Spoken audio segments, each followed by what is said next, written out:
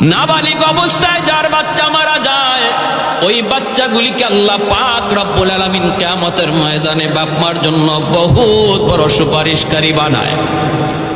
বাচ্চাগুলি আল্লাহর কাছে ডাক দেয়া কয়, মালিক, ও মালিক, তুমি আমারে দুনিয়াতে পাঠাইছো, পাঠানোর সময় আমার মা কত কষ্ট করছেন, জান বের হয়ে যায় অবস্থা।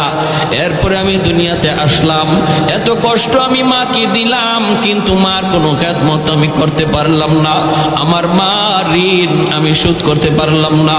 আল্লাহ, আজ যদি তুমি আমাকে জান্নাতে দিতে চাও, আমার মা বাবা সারা জান্নাতে যাইবো না, হয় আমারে বাপ মার সাথে জাহান্নামে দিয়ে দাও, হয় আমাকে আমার বাপ মার সাথে জাহান্নামে দিয়ে দাও।